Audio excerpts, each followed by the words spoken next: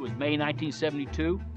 3 SR-71s took off. Landing a man on the moon and returning him safely to the Earth. Some of the things that I've been talking about here in general, I saw specific examples. From the beginning of time, as soon as mankind was able to, we've looked up at the heavens and been fascinated by things up there that we just simply cannot understand. And even after we started to master flight with the balloons in the first instance and then a whole manner of strange craft, we've continued to be absolutely fascinated by things that we cannot explain up there. I found one piece of metal, what looked like metal anyway.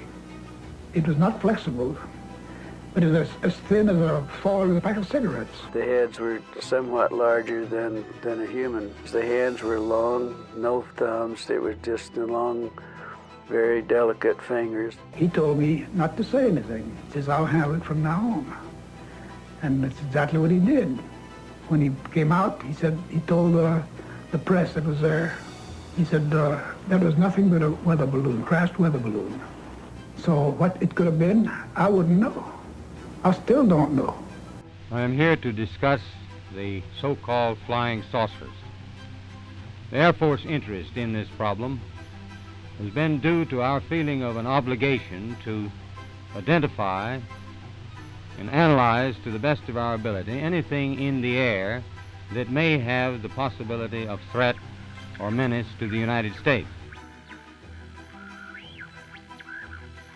Witnesses at the time assumed that the Foo Fighters were some form of secret weapon that was being developed by the Nazis, and the 415th Night Op Squadron took the situation particularly seriously. After all, if the Germans were developing new weapons or new aircraft, they needed to understand what threat was posed and how they worked in order that they could then take the necessary evasive action.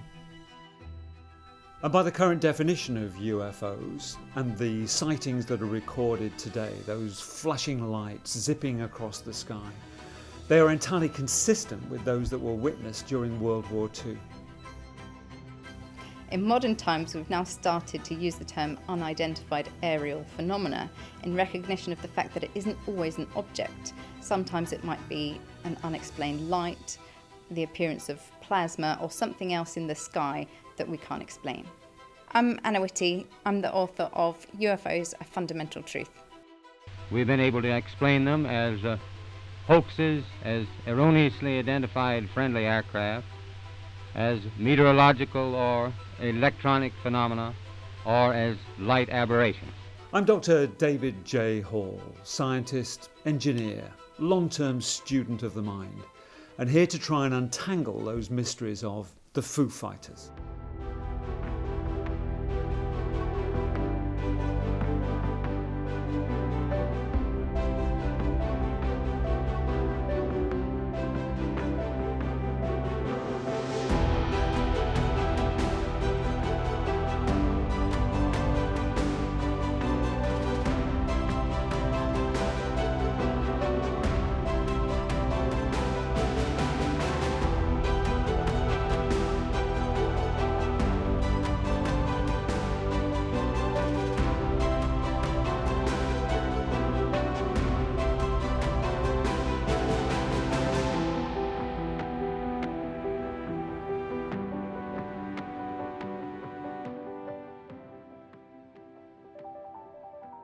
The Foo Fighters are well known across the world, but few people know the real origin of the term Foo Fighters, and it's entangled with the mysteries of unidentified flying objects. There are references that go back to the 2nd millennium BC of bright lights in the skies. The Bible makes reference to chariots of fire. In the mid-17th century, the Puritans in the USA recorded sightings of strange objects up there. The curiosity, the mystery, the romance of these sightings comes straight off the pages of Leonardo da Vinci. Was this us just wanting to imagine that there were things out there before we'd managed to master the skies ourselves? And did we continue with that thought process even after we'd managed to achieve flight? In more recent times, 1947, Kenneth Arnold made a report to the local press of a strange object he'd seen in the sky, skipping over the tree line, much like a saucer would skipping on water. And the following day, the newspaper headline coined the phrase flying saucer. Foo Fighters predate flying saucers. To find the origin of the term Foo Fighters, we need to go back to the mid-1930s and the United States press cartoonist Bill Holman, who had quite a number of quirky characters that would appear in a range of newspapers. One of his most popular characters was Smokey Stover the fireman. This had a particularly surreal aspect in that Bill chose to make reference in those cartoons to various odd words that made no sense whatsoever, that no one could understand, or collections of words as phrases that no one could make sense of, adding intrigue and curiosity to the cartoons. One of the regular words that he used was simply the word foo, with no explanation whatsoever. And a story started to circulate that this was related to the French word for fire, the word feu, because Smokey would refer to himself not as a firefighter, but as a foo fighter. Now roll forward through the 1930s and into World War II, and with the involvement of the United States Air Force, a number of squadrons adopted what we might simply call nowadays nose art. They took their aircraft and on their noses painted cartoon characters from popular culture to act as good luck charms on their various missions. A number of the squadrons, included in which was the 415th 9th Op Squadron, chose to use Smokey Stover as their adopted mascot. Now in 1944, towards the end of the war, there were a number of references made by the 415th Squadron to a phenomenon they observed on a number of their night flights that they just couldn't understand. There were highly illuminated spheres or orbs or discs of light that were seemingly playing at their wingtips, travelling alongside them. And these observations were made both over Europe and over the Pacific. These had to be investigated further because if there was something up there that could interfere with their missions, these could be Nazi secret weapons.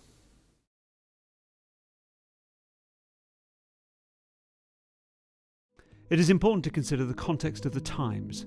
World War II had been running for almost 5 years, with the armed forces constantly exposed to the intensity of combat. Air Force crew were isolated in the skies, taking on both enemy fighters and flak, and the worry about making it home must have taken a huge toll on both the brain and the body.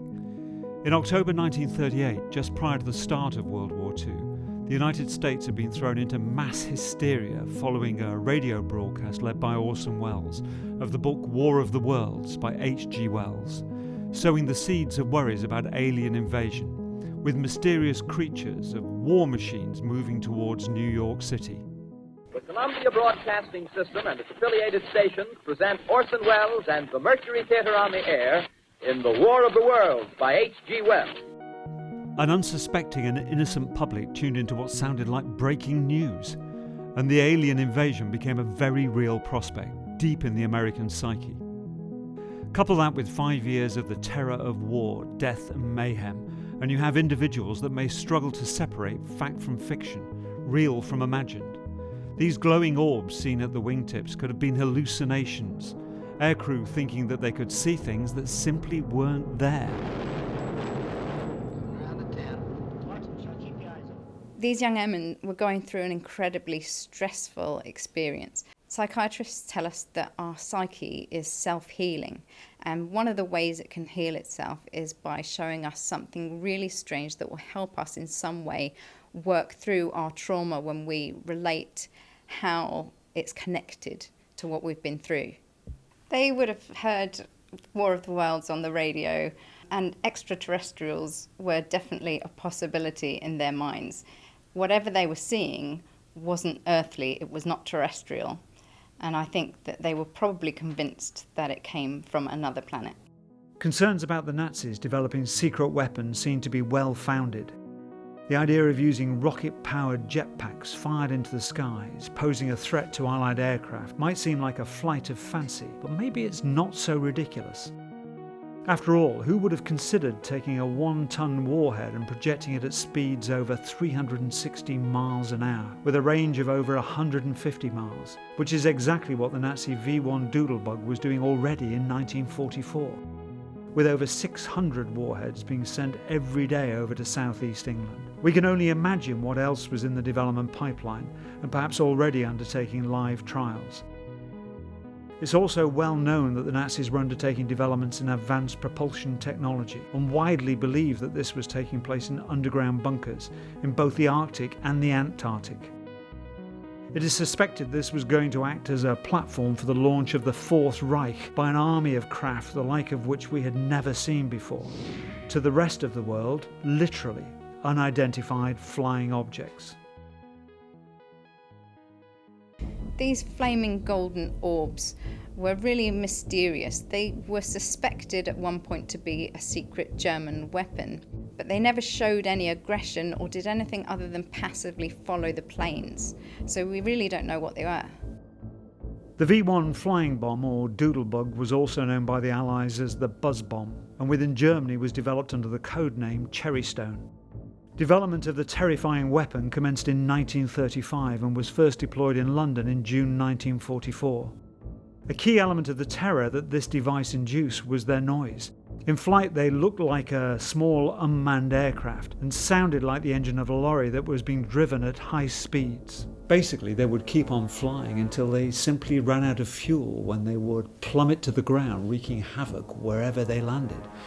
It wasn't the noise of the V-1 that posed the threat, it was the following eerie silence that induced the terror. They were probably the world's first, but very crude, cruise missiles, and were responsible for over 6,000 deaths in Britain and many more injured. They were launched with steam-powered catapults situated along the north coast of France, and later there was some experimentation with air-based launches off the back of Luftwaffe aircraft. The V-1 was very short-lived, and even before the end of World War II was overtaken in deployment by the V-2, which was a much larger device with no audible sound and capable of flying over a much larger range and operated at supersonic speeds. The V-2 was ultimately responsible for in excess of 9,000 civilian deaths. V2 didn't sound, it just came. My experience of V2 was, that was beginning of 1945. I was dining in a restaurant in London opposite a big department store called Selfridge in Oxford Street. And I was just about to start my lunch when the V2 hit behind the store. Being in uniform and being curious, I could go and see. And I went and saw, and I didn't have my lunch. Because I saw a couple of bodies plastered against the wall. And it was a pretty horrific sight. In terms of fatalities inflicted in combat, the V-1 and V-2 might have been the most successful of all of the Nazi secret development projects. But there were many more in the pipeline, fortunately cut short by the end of the war, and all of them pushing hard on the limits of what was believed to be then possible in generating a series of world firsts. The Messerschmitt Comet was a rocket-powered aircraft capable of breathtaking speeds of over 700 miles an hour. Compare that with the beloved American P-51 Mustang, which peaked at just 440 miles an hour. The Horton bomber was operating at speeds of over 600 miles an hour and at altitudes of up to 49,000 feet, recognising that fighter aircraft in World War II were struggling to get over 40,000 feet. This was basically the world's first stealth aircraft. Then there was the Junkers Mammoth, or Mammoth, which was a military transport glider, which when it was flying seemed to look like a wing of an aircraft that was flying all on its own. Every one of these developments represents a pushing of the limits of what was previously seen in the skies. Anyone outside the covert development team that was witnessing any of these trials prior to hitting production status will surely have been confused and unable to comprehend what they were looking at. Certainly these will have been objects in the skies that were impossible to identify. Could these be our Foo Fighters? Not everything about war is explosions and bombs. A lot of it is psychological. The Nazis were obsessed with the occult, and if they could get the Allied side believing that they had some mystic force, that would be a huge advantage. Once the war had ended, German engineers and scientists were given the chance of freedom under the US Operation Paperclip if they could provide any previously secret information on covert operations in Germany about technologies that the Allies might not have been aware of. Many were said to have agreed to this and were recruited by the US in secret. Could the stories of high-ranking Nazi technologists disappearing across South America, never to be seen again, have been used as a cover story for Operation Paperclip, when in reality they could simply have been working in plain sight? Operation Paperclip was where the Americans wanted to get as many scientists as possible from the Nazi side over to working for the Americans. They particularly were interested in getting the V-2 rocket as a delivery system, possibly for their atomic weapons program. And they especially didn't want the communist side getting that same advantage. There are rumours that the Nazis made a flying saucer. It was in development from 1941, and it made a successful test flight in February 1945 in Prague. There was a German engineer called George Klein, and he reported to the CIA in the 50s that the Germans' secret flying saucer successfully reached Mach 3, 2,500 miles an hour in a vertical ascent to 40,000 feet. The 1940s and 50s saw the dawn of the nuclear era. These new devices would clearly unleash immense power, but with little public understanding, and this undoubtedly led to a climate of fear. The Cold War had started and the superpowers were in a race to develop new weaponry, with secrecy being of paramount importance on a need-to-know basis. The vast majority of the military didn't know what the military was developing. The public understood that the threat would be airborne, and strange unidentified sightings in the skies were inevitable. Governments, with the United States at the top of the list, had little choice than to deliver denials and to develop cover-up stories. This in turn led to public mistrust and worry, which then led in turn to conspiracy theories. In the early years after the war, people were more inclined to toe the line in terms of social norms. Over the following few decades, particularly after the 60s, there was massive social change and people started to feel more comfortable stepping outside of the line. So now we're hearing more and more people's stories of what they've seen and what they have been allegedly involved in terms of secret projects. There are so many of them now that the stories conflict with each other, and not all of them can be true. So there's information and disinformation, and there's so much of it that we still can't work out what the truth is. Following World War II and first reports of Foo Fighters, there then followed an absolute frenzy of UFO sightings. Kenneth Arnold might have been inadvertently responsible for the term flying saucer in June 1947. But in the following month of exactly the same year, there then occurred the now infamous Roswell incident, probably the most significant and enduring of all UFO sightings. Roswell is still a mystery to this day. It's the big bang of the modern UFO phenomena, and we still can't answer the questions. Somebody knows what happened, but the American government aren't giving anything up. A rancher in Roswell in the state of New Mexico stumbled across a raft of debris strewn across his ranch. Reportedly, he then had a quiet word with the local sheriff, saying that he'd found a flying disc. The sheriff, in turn, suitably concerned, had a conversation with the Roswell Army Air Force, who then appointed Major Jesse Marcel to go and take a look. And what Major Marcel found was a range of metallic debris that was really quite unusual. None of the materials that we picked up weighed anything. It looked like it was weightless. You couldn't feel that you had anything in your hands. One of my boys told me, He said, there's something unusual here. He said, I tried to make a dent in this metal. He says, you can't bend it. You can't make a mark on it. He says, I took a sledgehammer and whammed it. I put it on the ground and whammed it. The sledgehammer bounced off of it. Now, we need to be very careful here. The development of new materials is a science all of its own, and as with much of science, it can take a considerable period of time from the very initial thinking process through development and then eventually reaching deployment. Take the microwave oven, for example. The very first thinking was done in 1946, and yet it was the mid-60s before any microwave oven was commercially available. Open the microwave oven door, place it on the grill, shut the door. If we think about what we've got in terms of commercial products now, we've got iPhones and things that we can't do without today that we'd never heard of 10 or 20 years ago. With the military, they've been doing exactly the same thing, but they've been keeping it under wraps. The military don't necessarily want us to know what they've got and what they haven't got. It suits them for the public and their enemies to be confused about what technology is available to them and what isn't.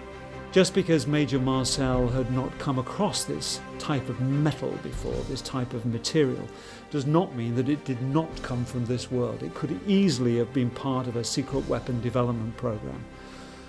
Alternatively, of course, it might have had an extraterrestrial or alien origin. When he came out, he told the press that was there, he said that was nothing but a weather balloon, crashed weather balloon. It was definitely not a weather balloon. And it was an aircraft. So what it could have been, I wouldn't know. I still don't know.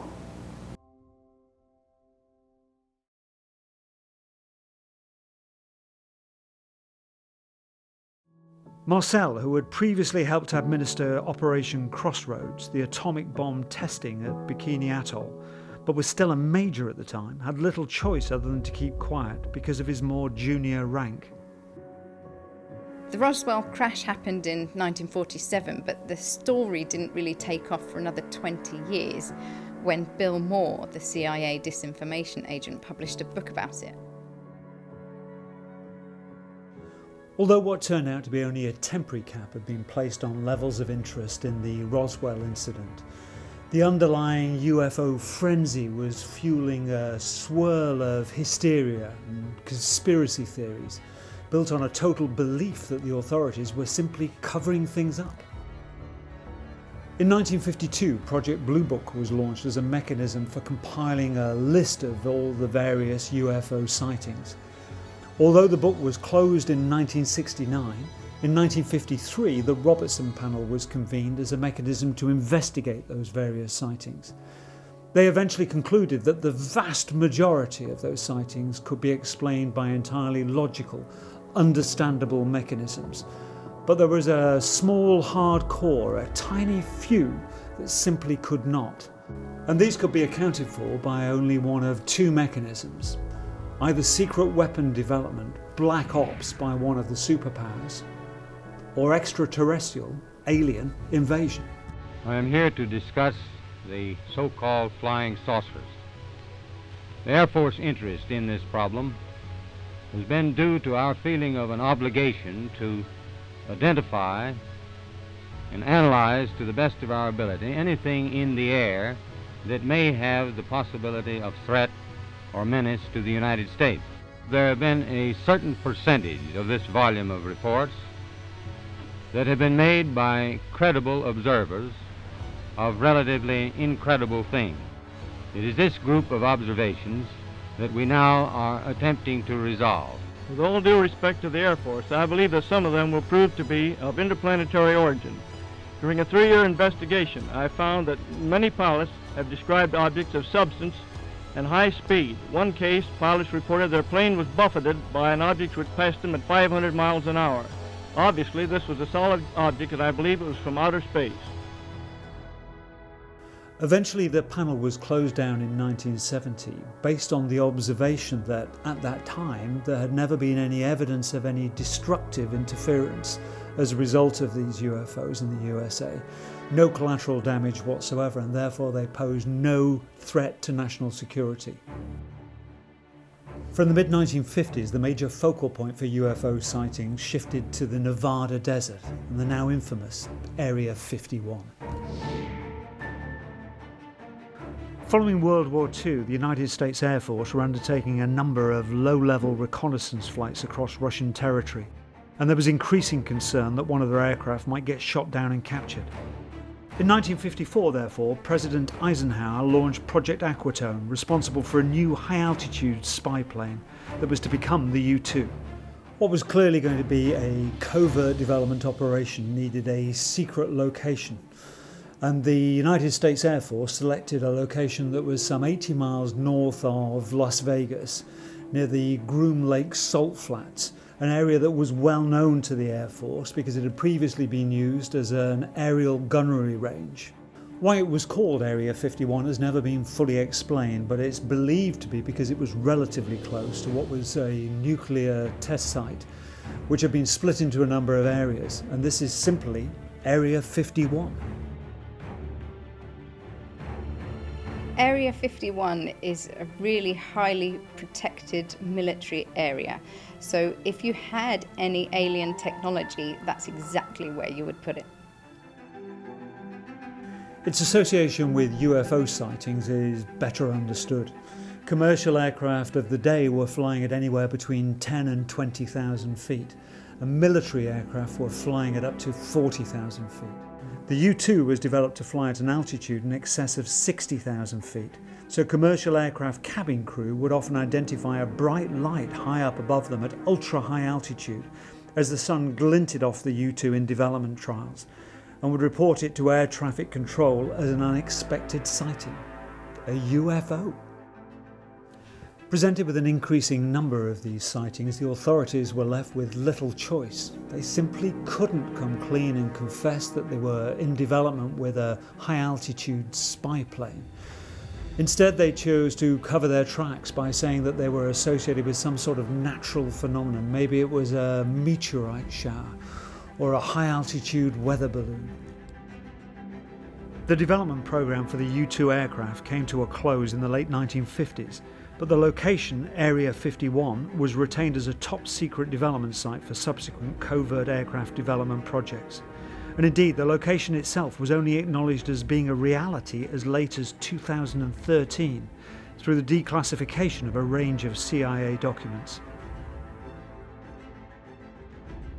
Military power on a global basis was becoming all-invasive. President Eisenhower warned in a speech in 1961 of what he called the military industry complex, with war and the threat of war becoming a major force on an industrial scale. Only an alert and knowledgeable citizenry can compel the proper meshing of the huge industrial and military machinery of defense with our peaceful methods and goals. The superpowers were investing heavily to push the boundaries of what was previously possible. We were looking beyond our own Earth and into the solar system with satellites and then manned spaceflight, with the US putting a man on the moon in 1969. And the 1960s saw an explosion of social liberation, independence of the individual, commercialization of technology, television within every home. Mass conformance was becoming a thing of the past in the West. With an increasing number of denials and what were genuinely cover-up stories, it's inevitable that there were going to be a flood of theories emerging as to what was actually happening in Area 51. These ranged from it being a location where the Air Force was taking alien aircraft for further investigation. There was the suggestion that the Roswell craft was taken there, along with the occupants, whether dead or alive, through to it being a location where there were collaborative projects between the US government and presumably communicative and supportive extraterrestrial aliens. Or it was a location for investigating time travel or teletransportation. But then in the late 1970s and into the 1980s, the lid that had been suppressing the public fascination with Roswell was blown right off. A number of books had been written on the topic, and researchers had interviewed over 100 supposed witnesses to the incident. There were stories of gouges in the land of over 150 metres long, and stories of dead aliens being found at the site, one of them being taken into custody alive. Now, going right back to 1947, Glenn Davis was a local funeral director at the time and was directly involved in some of the local discussions. On the day of the incident, he was called by a mortuary officer and was asked to provide the smallest casket he had that could be hermetically sealed. After a back and forth conversation, Glenn eventually asked if he could take care of the bodies, but the mortuary officer turned him down. A few hours later, he had an emergency call to the airbase for a pilot, and while he was waiting outside the emergency room to see a friend of his, one of the nursing staff, he saw something that he thought was rather unusual. I noticed in 2 of the ambulances there was some debris that was probably 2.5 to 3 feet, long and probably high, that was propped up on the side of the ambulance there. They were kind of in the shape of maybe like a half a canoe. The metal looked more like stainless steel that had been heated. It was blue. But what was odd about it, it looked like around the curved part in the front of the canoe there was some designs or something. It kind of reminded me of maybe some Egyptian signs or whatever. After witnessing the strange materials, he went to visit a friend who was working on the base. As soon as he walked into the meeting room, he was instantly told to leave and was told that there'd be an immense amount of trouble if he was caught by any of the high-ranking officials on the base. He left, intrigued but overwhelmingly concerned, so much so that he gave his friend a call the following day. And so I called out the next day, and then probably around 11:30, she said, "I know you've been trying to get a hold of me, but I haven't been available." So I went on out and met her. She looked like she was, in shock is what she really talked like and looked like. She gave me a little diagram that she had drawn some figures of some arms and a face, and there was 3 bodies. She said 2 of them were very mutilated. And she explained they were like 3.5 feet to 4 feet tall. So what was really going on here? Was the metal debris genuinely the crash site for a weather balloon, or were the authorities trying to cover something up? And if they were trying to cover something up, what was it? Was it a development of secret weapons for the United States Air Force, or was it simply a crash site for an alien craft, and they were trying to keep it under wraps? In any case, the cover story worked in the short term, suppressing interest in the Roswell incident, at least for a while. I think a lot of people have had some really strange experiences, and what is really a mystery to me is why people insist on not believing when there's so much evidence to the contrary. Since the beginning of recorded history, we've been witnessing strange things, and in previous times it might have been gods or angels. Do we really know what they actually are? We really shouldn't be surprised at the number of UFO sightings that are being recorded. There's an organisation called MUFON, the Mutual UFO Network, that has over 4,000 volunteers worldwide who are constantly scanning the skies and submitting their sightings. In the 3 years between 2018 and 2020, there were over 15,000 such sightings recorded. But what's happened to Foo Fighters, a term which seems to have got lost in use over the decades, and the reason is quite easy to explain.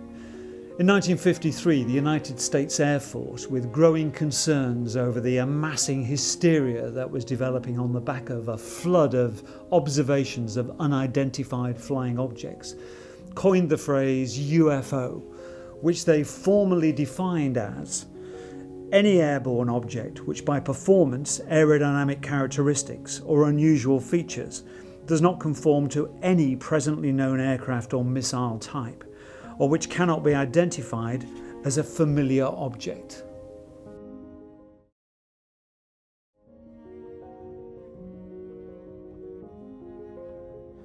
Ever since Harry Truman took office in 1945, successive US presidents have had a close relationship with the UFO story. Truman was president in 1953 when the Robertson Panel was established to investigate a flood of UFO sightings. Nixon reportedly showed selected individuals a letter which stated that the US was protecting an extraterrestrial being, claiming to be accessing advanced technology and science. While still a governor in Georgia, future President Jimmy Carter reported seeing a UFO in 1969 and actually made a formal report of the fact in 1973. Obama had an active interest and received briefings on UFO sightings. And under Trump, the US Department of Defense established a task force to investigate unidentified alien phenomena. There's even a claim that aliens were directly involved in the assassination of John F. Kennedy. To achieving the goal, before this decade is out, of landing a man on the moon and returning him safely to the Earth. No single space project in this period will be more impressive to mankind or more important for the long-range exploration of space. President Reagan saw a UFO before he became president, and that was hushed up. Once he was in office, he wasn't allowed to talk about it anymore. But he did mention the possibility of alien invasion as a way of bringing countries together and trying to encourage collaboration internationally. In our obsession with antagonisms of the moment, we often forget how much unites all the members of humanity. Perhaps we need some outside universal threat to make us recognize this common bound. I occasionally think how quickly our differences worldwide would vanish if we were facing an alien threat from outside this world. And yet, I ask you, is not an alien force already among us? President Clinton said that he tried to find out about UFOs and was unable to. If you contrast this with Eisenhower, who was rumoured to have 3 meetings with alien beings in 1954, how do we get from one extreme to the other? I wonder whether some presidents have given black projects to private companies to keep it away from Freedom of Information Act requests, and everything's got out of hand. Has the American government perhaps made a Frankenstein's monster that it doesn't have any control over anymore?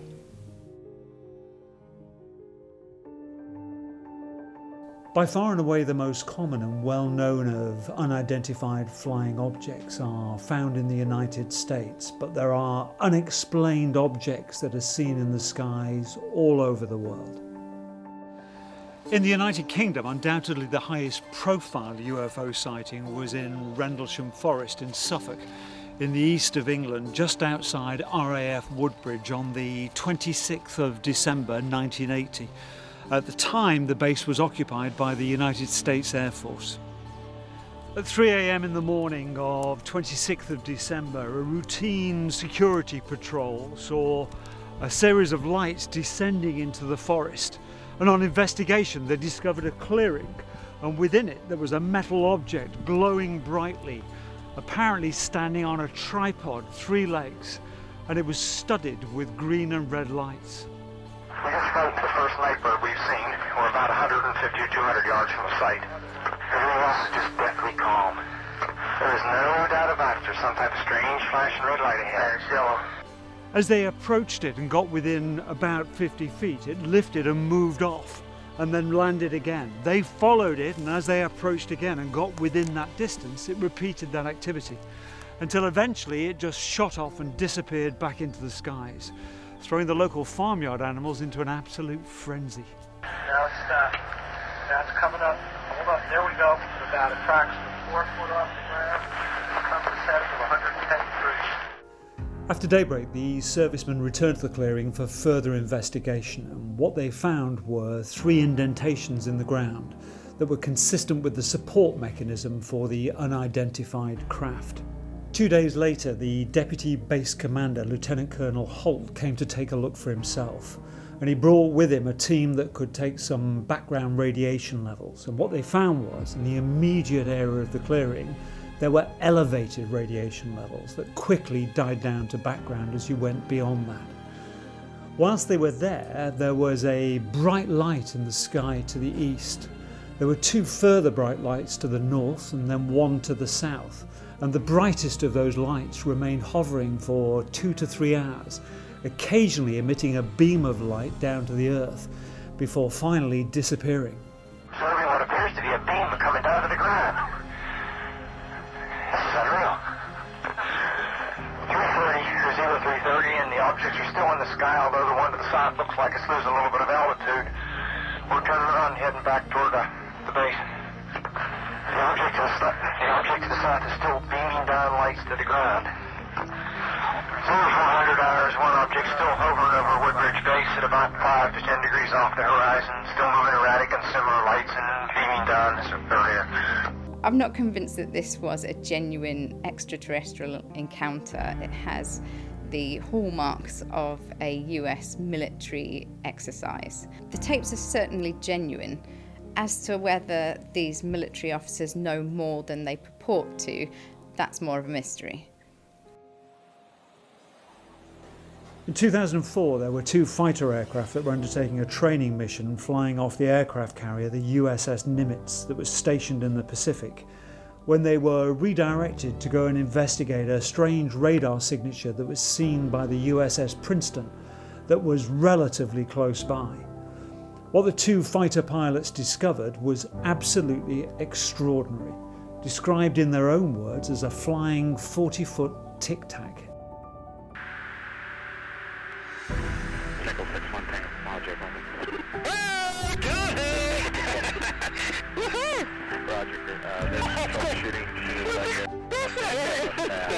Did you box moving target? No, I took an auto track. Oh, okay. Oh my gosh, dude. Wow, look at it fly. They first captured the object on radar at an altitude of 80,000 feet, before it hurtled down to 20,000 feet. It hovered for a while and then it disappeared from radar. This was demonstrating maneuverability, the like of which was far beyond state-of-the-art aviation technology of the day. So it's really interesting, after so many decades of denial, that the US government now has these 3 video clips of UFOs interacting with their aircraft. It suggests to me that they've got more involvement or control over what's going on in these clips than they want to let on. Are they suddenly deciding to be more open about extraterrestrial contact? Or is it more a case of showing to their enemies, this is our technology that we've developed? For me, these craft move so differently from anything else we've seen before.